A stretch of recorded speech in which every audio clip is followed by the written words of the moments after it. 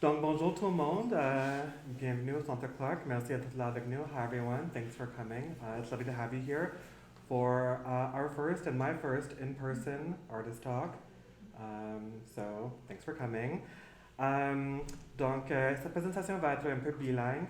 On fera la première présentation en français, puis les deux autres en anglais, mais soyez à l'aise de poser vos questions dans la langue de votre choix. So we'll be doing a kind of a hybrid French-English presentation. Our first one will be in French, the following two will be in English, but feel free to ask your questions in either language. And avant qu'on commence, je vais noter que la programmation de médiation culturelle de cette année du Centre Clark, dont cette présentation fait partie, est soutenue par Ubisoft, Affaires Arts et Patrimoine canadien. So just before we begin, I'd like to note that Centre Clark's 2021 programming for cultural mediation, which includes this talk, is supported by Ubisoft, Business Arts, and Canadian Heritage. J'aimerais aussi reconnaître que le Centre Clark est situé en territoire autochtone, lequel n'a jamais été cédé. Nous reconnaissons la nation Kanien'kehá:ka comme gardienne des terres et des eaux sur lesquelles nous nous réunissons aujourd'hui. Tiohtià:ke, Montréal, est historiquement connu comme un lieu de rassemblement pour de nombreuses Premières Nations et aujourd'hui une population autochtone diversifiée ainsi que d'autres peuples y résident. C'est dans le respect des liens avec le passé, le présent et l'avenir que nous reconnaissons les relations continues entre les peuples autochtones et autres personnes de la communauté montréalaise.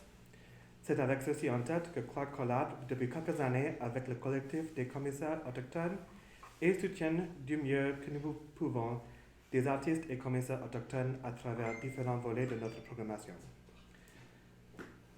I'd like to begin by acknowledging that Centre Clark is located on unceded Indigenous lands. The Kanien'kehá:ka Nation is recognized as the custodians of the lands and waters on which we gather today.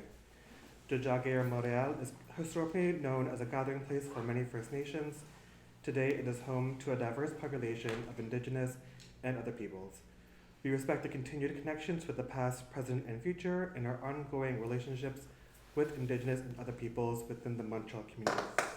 It is with this in mind that Clark has been collaborating for the past few years with the Indigenous Curatorial Collective and support to the best of our ability Indigenous artists and curators across different sectors of our programming. Maintenant, je vous présente S. Mercure, qui est notre artiste actuellement présenté dans le post-audium. Après sa présentation, on écoutera un extrait de son œuvre Isolation Studies, et puis on vous invite à lui poser des questions. Alors, je vous présente S. Mercure, qui est un artiste multidisciplinaire œuvrant principalement dans le domaine du son et de l'installation. Bien que ses premières parutions sous le pseudonyme Persona Mercure font preuve d'une musicalité plutôt classique, son travail récent est développé à l'aide d'une approche conceptuelle et contrôlée par des constraintes rigides. Publié sur différents labels à l'international, il est aussi le fondateur et commissaire de la plateforme Archive officielle publication depuis sa création en 2016. Et avec ça, je passe le microphone à Mercure. Merci. Donc, il y a déjà une petite présentation. Je vais compléter.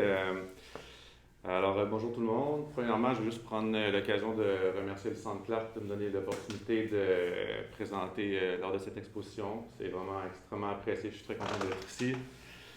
Alors, oui, S. Mercure, Samuel Mercure. Je suis artiste ainsi qu'étudiant à la maîtrise en art visuel à l'UQAM. Je consacre présentement ma recherche et ma pratique à un travail installatif qui explore le côté malléable, modulable et récupérable de l'œuvre, et ça principalement dans un contexte de diffusion et de documentation. Donc, en gros, j'essaie de réfléchir sur la façon de permettre à une œuvre de s'adapter à son canal de diffusion et par le fait même questionner la forme que prendra sa documentation.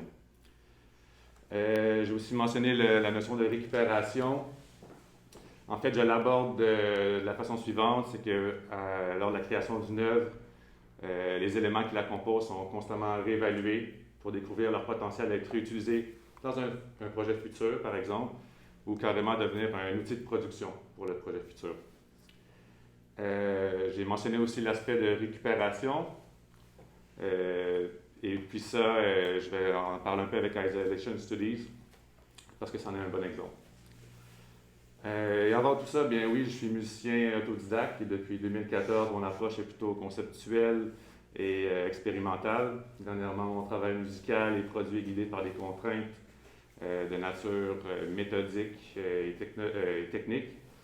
Et puis, c'est des contraintes qui sont la plupart du temps auto-imposées. Ce travail-là avec des contraintes, en fait, c'est entre autres une façon pour moi de minimiser l'aspect autocritique qui peut être parfois lourd en ce qui concerne le côté très, comment je dirais, esthétique de l'œuvre sonore. Donc, l'œuvre que je présente aujourd'hui, Isolation Studies, prend la forme de 4 études sonores de 15 minutes chacune. Pour contextualiser cette œuvre, je dois mentionner que la matière brute, si on veut, l'audio qui est utilisé provient d'une installation qui a été développée en 2017, qui est nommée 500 Hz, 245 Hz, 500 Hz inversé et 246 Hz. Cette installation consiste en un échange audio entre deux haut-parleurs qui sont positionnés face à face. Chaque haut-parleur est connecté à un lecteur CD qui émet une boucle composée de 2 ondes sinusoïdales. Et donc, la nature même de chaque paire d'ondes, ainsi que l'altération de leur modulation et amplitude, ont un impact sur le résultat sonore final. Donc, simplement dit, les deux haut-parleurs s'influencent l'un l'autre en manifestant différents phénomènes physiques. Donc, le but avec Isolation Studies, c'était de prendre cette boucle audio-là et de l'amener un petit peu plus loin sans la dénaturer. Donc, c'était vraiment important de la garder telle qu'elle, donc aucun procédé de editing, et puis de l'amener ailleurs avec des effets simples, donc modification d'amplitude, décalage de fréquence, multiplication à l'aide de certains effets de canaux auxiliaires, par exemple. Conjointement à ce travail du son, chaque altération a été précisément documentée et rassemblée dans un petit guide qui est d'ailleurs disponible au poste audio lors de votre écoute.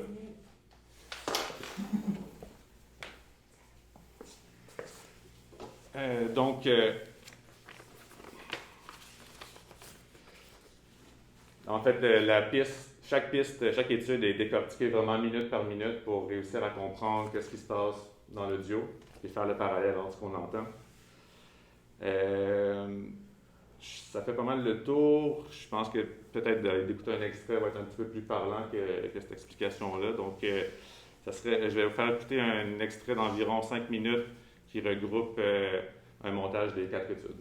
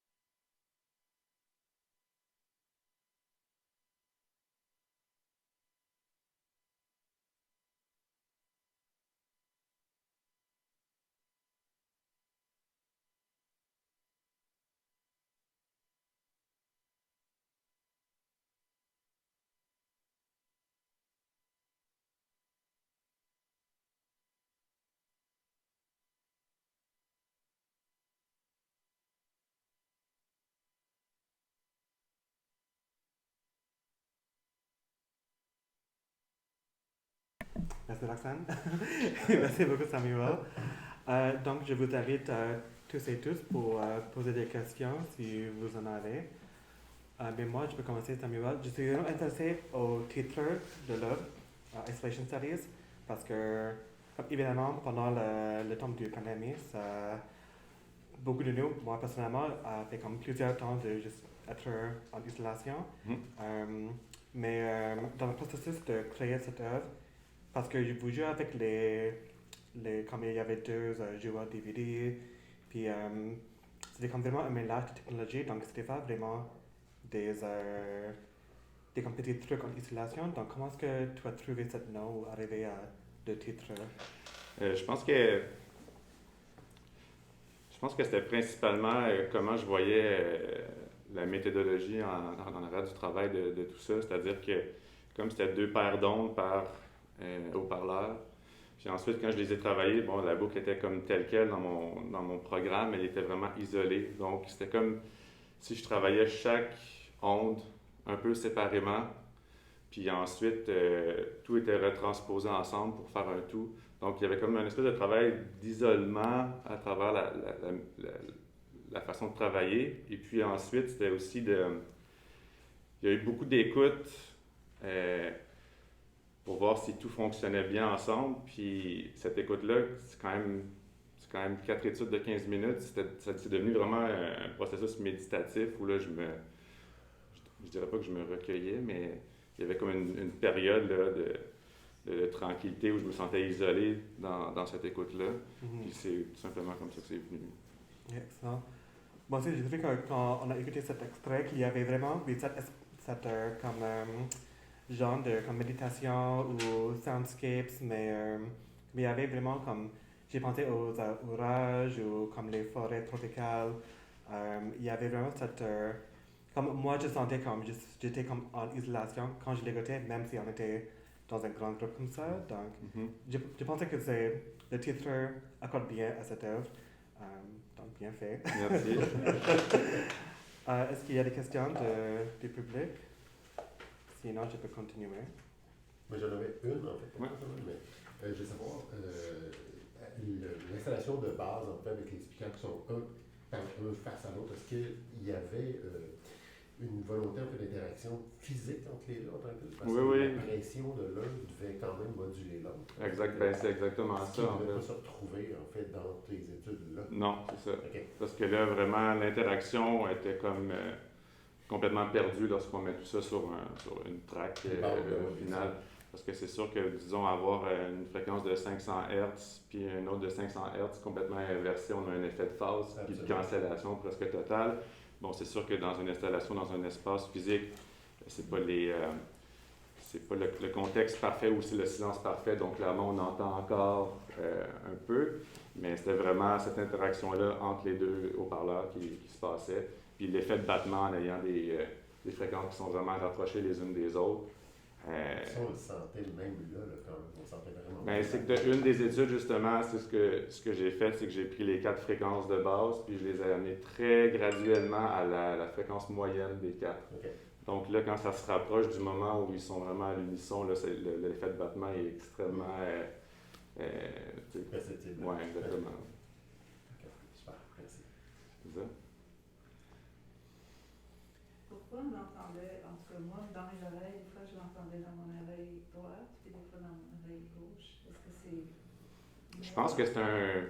Pourquoi ça circulait dans ma tête? Tout le monde, c'est C'est pas à cause de la disposition des haut-parleurs aujourd'hui, clairement, mais moi, je pense que c'est peut-être la reproduction des mêmes fréquences qui, des fois, sont trop rapprochées ou s'entrechoquent. On a une espèce d'impression de panne entre les deux.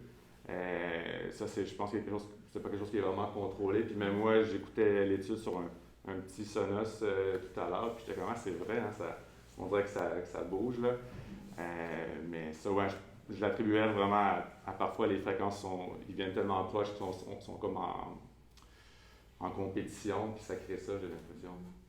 Est-ce que c'est peut-être pas aussi la dimension de la pièce qui fait une modulation des ondes et la position de notre tête aussi? Peut-être. C'est intéressant, c'est nouveau, en tout cas, parce que ça crée vraiment un effet stéréo. phonique très Oui, intense, c'est alors fort. qu'on n'a absolument pas, on n'est pas du tout face à quoi que ce Non, soit, c'est ça. on l'a senti, tu sais. Et sur perception, là, c'est vraiment fascinant. C'est fascinant. Merci. Merci beaucoup, Samuel. Cool. Est-ce qu'on peut applaudir? Oui, absolument.